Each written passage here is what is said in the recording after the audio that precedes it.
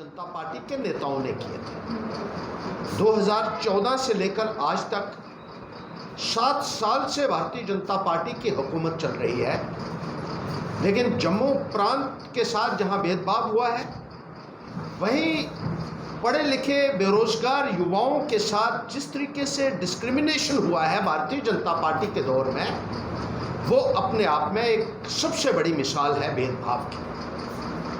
जब बीजेपी और पीडीपी की सरकार आई तो जम्मू का हिस्सा गवर्नमेंट जॉब्स में 8 और 10% तक महदूद होकर रह गया, और आए दिन पब्लिक सर्विस कमीशन के बाद, सर्विस सिलेक्शन बोर्ड के बाद और दूसरी रिक्रूटमेंट एजेंसीज के बाद धरने लगते रहे।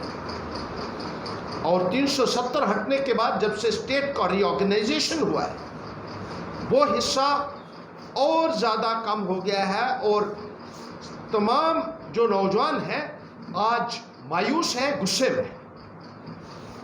सड़कों के ऊपर बैठने के लिए पढ़े लिखे नौजवानों को मजबूर कर दिया है सरकार। जिस तरीके से पहली लिस्ट निकली 370 अबॉलिश होने के बाद, जिसमें फायर सर्विसेज के 620 लोग कश्मीर से लगे और मात्र 70 लोग जो है वो जम्मू प्रांत के लगे। असिस्टेंट प्रोफेसर्स की लिस्ट निकली, क्लिनिकल पैथोलॉजी, जिसमें सारे के सारे कश्मीर के लगे। वर्क सुपरवाइजर्स की पोस्टें निकाली गई, सारी की सारी 76 पोस्टें थी और सारी की सारी कश्मीर के लिए निकाली गई, जम्मू के लिए कोई नहीं निकाली गई। हेल्थ डिपार्टमेंट में 1500 हेल्थ प्रोफेशनल्स जो जम्मू प्रांत के मेडिकल कॉलेजेस में काम करते थे, जिसमें स्टाफ नर्सेस थी, जिसमें लेबोरेटरी टेक्नीशियंस थे, एक्सरे असिस्टेंट्स थे और दूसरे एम्प्लॉइज थे, उनको बाहर निकाल दिया गया। और कश्मीर में उनके जो काउंटर पार्ट्स काम कर रहे थे उनको कंटिन्यू किया गया। बीएसएफ और सीआईएसएफ के एस्पिरेंट्स जम्मू के रहने वाले हैं, इसलिए उनकी कोई भी सुनवाई नहीं हो रही है, और बार बार उनके साथ वादे करने के बावजूद भी उनको सड़कों के ऊपर बैठने के लिए मजबूर कर दिया है सरकार ने।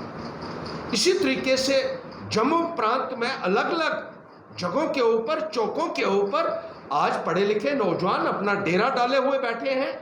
लड़के लड़कियां धरना प्रदर्शन करने के लिए मजबूर हो चुके हैं, और जम्मू में भारतीय जनता पार्टी की सरकार ने यहाँ के नौजवानों को, जो चाहे वो लड़के थे, लड़कियां थी, बच्चे बच्चियां थे, उनको बूट पॉलिश तक करने के लिए मजबूर किया है।